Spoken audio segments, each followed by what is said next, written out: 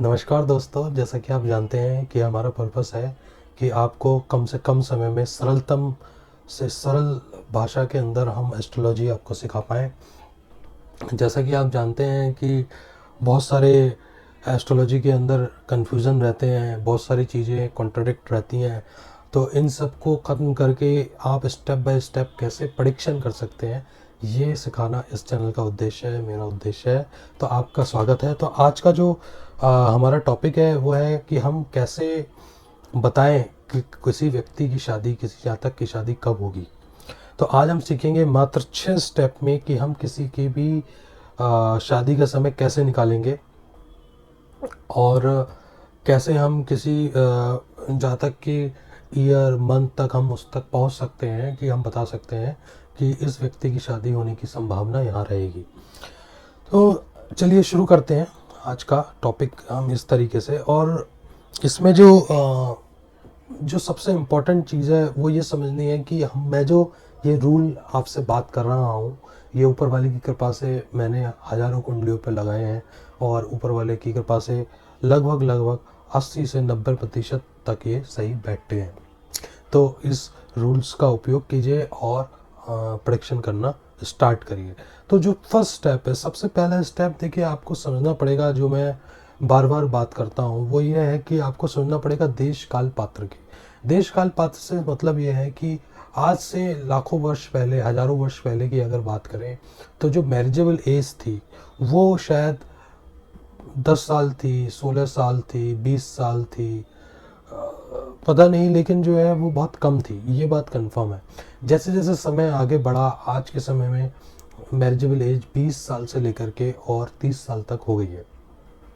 तो अगर कोई व्यक्ति आपके सामने आता है और वो ये पूछता है कि भाई मेरे बेटे का या बिटिया का विवाह कब होगा और उसकी एज जो है वो 16 साल की है, तो आप उस व्यक्ति का ऐसा ना करें कि समय निकालना बैठ जाए कि इसका तो विवाह अब हो जाएगा, क्योंकि समाज में किस चीज़ की एक्सेप्टेबिलिटी है ये भी देखना बहुत इम्पोर्टेंट है। दूसरी जो बहुत ही महत्वपूर्ण चीज़ है वो है कि आपको प्रॉमिस देखना है। प्रॉमिस देखने का मतलब यह है कि आपको सबसे पहले ये देखना है कि क्या जनपत्री में लेट विवाह है, अर्ली विवाह है, किस तरीके का विवाह है।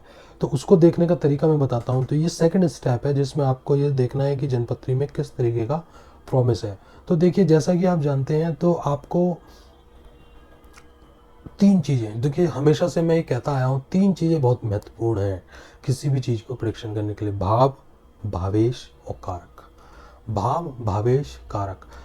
आप अगर प्रेडिक्शन करने में लोग ये गलती करते हैं कि वो हर तरफ भागते हैं, इसलिए प्रेडिक्शन नहीं होती। देखिए, टू द पॉइंट प्रेडिक्शन करने के लिए टू द पॉइंट चीज़ समझनी पड़ेगी। अब आपको ये पता, सबसे पहले आपको अपना क्वेश्चन क्लियर होना चाहिए कि मुझे विवाह का समय निकालना है। विवाह का समय निकालने के लिए विवाह से संबंधित भाव, भावेश और कारक कौन से हैं, ये सेकंड स्टेप है।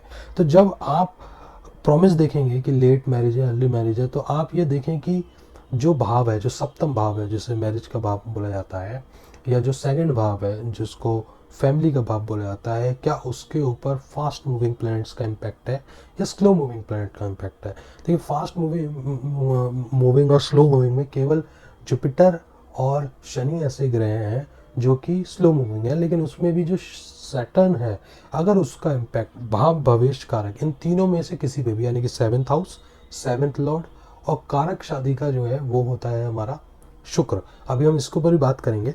तो अभी शुक्र समझिए कि शुक्र के ऊपर यदि सैटर्न का प्रभाव है, 7th लॉर्ड के ऊपर सैटर्न का प्रभाव है, 7th हाउस के ऊपर सैटर्न का प्रभाव है, तो ये बात आप समझ लीजिए कि विवाह में देरी की बहुत ज़्यादा संभावना बन जाती है। लगभग देरी से विवाह होता है। दूसरा, यदि ये तीनों कारक किसी अशुभ अवस्था में आ जाते हैं, ये तीनों चीज़ें अशुभ अवस्था में आ जाती हैं, 6-8-12 से संबंधित हैं, 6-8-12 से एस्पेक्टेड है, 6-8-12 में पोजिशन है, तब भी ये देखा गया है कि विवाह में देरी की कारण बन जाता है, क्योंकि ऐसे समय में ऑब्स्टिकल बहुत आती हैं।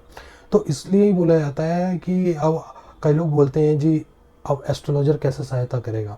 तो अगर कोई व्यक्ति 16 साल की उम्र में ही किसी अपनी लड़की का जन्मपत्री लेकर आता है और वो पूछता है, और आप ये सब चीज़ देखते हैं कि भाई इसका तो 7th हाउस, 7th लॉर्ड और 7th और शुक्र इम्पैक्टेड है सैटर्न से या 6-8-12 में है तो ये देरी का कारण है। तो आप ये बहुत ही आसानी से सलाह दे सकते हैं कि आप इनके लिए जो स्पाउस ढूंढें वो जल्दी स्टार्ट करें, ताकि अगर 4-5 साल का समय लगता भी है शादी के लिए फाइनलाइज करने में तो ज़्यादा देरी ना हो जाए। अदरवाइज़ लोग क्या करते हैं 24-25 साल से तो वो ढूंढना स्टार्ट करते हैं, 26 साल से ढूंढना स्टार्ट करते हैं और फिर शादी होती है 30-31 साल में। अगर ऐसे व्यक्ति को आप जो है पहले ही ढूंढना चालू करते हैं तो ये बहुत ही प्रैक्टिकल चीज़ है, जहाँ पर कि विवाह की संभावना जैसे ही बनेगी विवाह हो जाएगा। तो मैंने 2 चीज़ें बताई आपको। पहला स्टेप बताया कि आपको देश काल पात्र का ध्यान रखना है कि मैरिजल एज क्या है।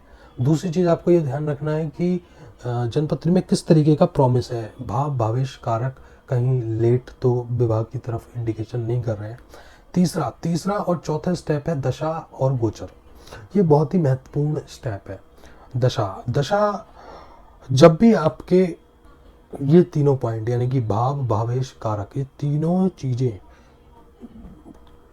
एक्टिवेट होंगी दशा के अंदर तो उस दशा में विवाह होने की पूर्ण संभावना बन जाती है। मैंने ये हजारों कुंडलियों पे देखा है कि फर्स्ट हाउस का स्वामी, सेकंड हाउस का स्वामी, फिफ्थ हाउस का स्वामी, सेवेंथ हाउस का स्वामी और नाइन्थ हाउस का स्वामी, यदि इनकी दशाएं हैं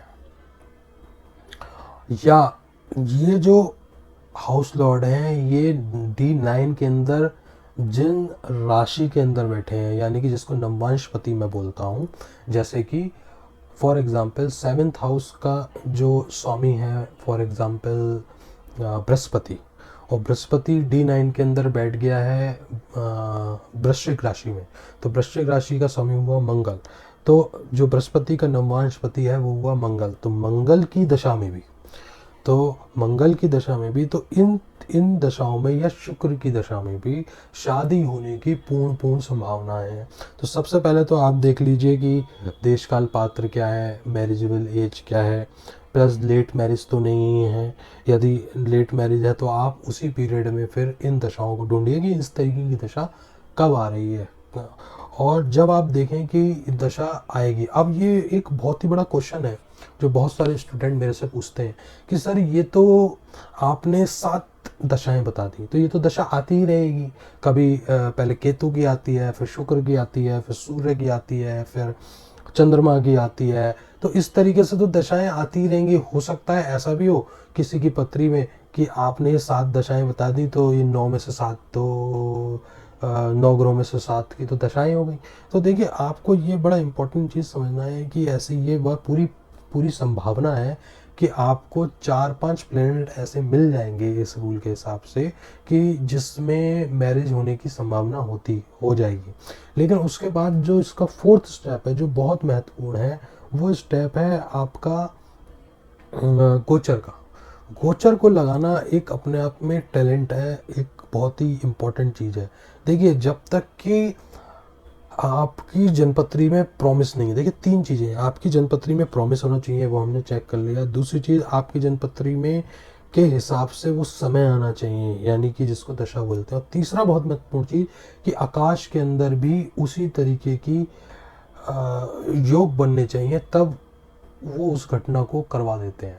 तो गोचर के अंदर हम किसको देखेंगे, हम देखेंगे गुरु, शनि और मंगल को, ये बहुत महत्वपूर्ण है। तो ये तीनों चाहिए, गुरु शनि मंगल। तो जब आप देखें कि गुरु शनि मंगल गोचर के फर्स्ट हाउस फर्स्ट लॉर्ड को, 7th हाउस 7th लॉर्ड को, 5th हाउस 5th लॉर्ड को, 9th हाउस 9th लॉर्ड को, इनमें से किसी भी 2 या 3 चीज़ों को इम्पैक्ट डाल रहे हैं, उस समय पे विवाह होगा। यानी कि वो दशा चल रही हो, उस दशा पीरियड में आप ये देखें कि ये गोचर कब आता है, जब शनि गुरु मंगल ये तीनों चीज़ें, मंगल ये तीनों ग्रह कब आपके फर्स्ट हाउस फर्स्ट लॉर्ड को, 5th हाउस 5th लॉर्ड को, 2nd हाउस 2nd लॉर्ड को और 9th हाउस 9th लॉर्ड को प्रभावित कर रहे हैं।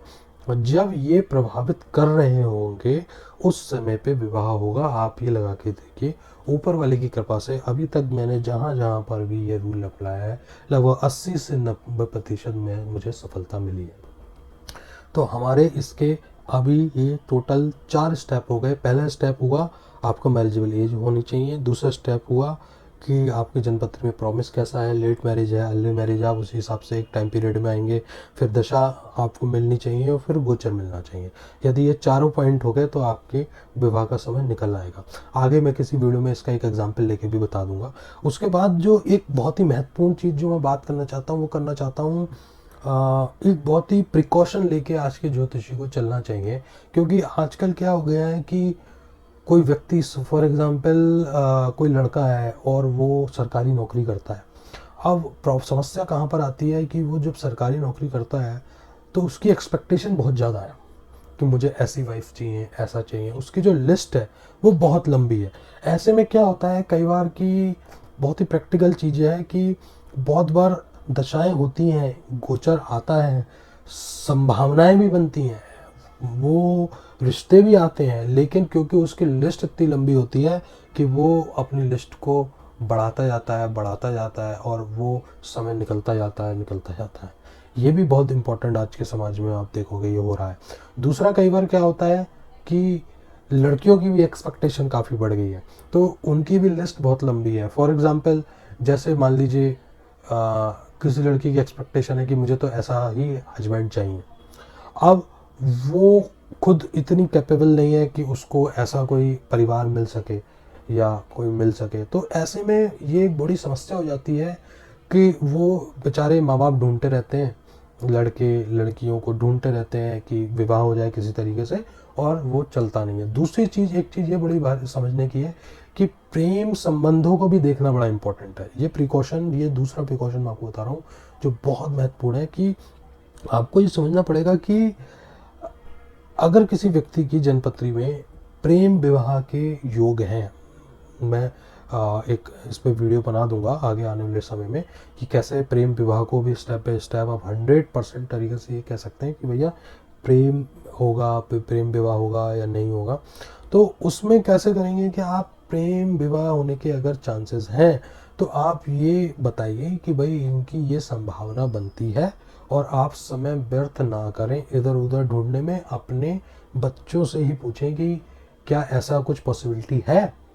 अदरवाइज़ क्या होता है कि वो कुछ ऐसी सिचुएशंस बन जाती हैं कि माँ बाप बेचारे ढूंढते रहते हैं, बच्चे बताते नहीं हैं, और इधर जो है वो ज्योतिषियों के पास आते रहते हैं माँ बाप और पूछते रहते हैं। अब ज्योतिषी तो समय निकाल के देख के, मैंने जैसा बताया वही यही तरीका है, बड़े बड़े एस्ट्रोलॉजर भी इसी तरीके से निकालते हैं। उन्होंने एक समय निकाला और बता दिया कि जी इस मंथ में ये दशा भी आ रही है, गोचर भी आ रहा है और ये हो जाएगी, पूरी संभावना है। लेकिन पता चला रिश्ते भी आए और लड़के ने मना कर दिया, और जब पूछा तो उन्होंने बताया भी नहीं कि भाई उनका कोई प्रेम संबंध चल रहा है।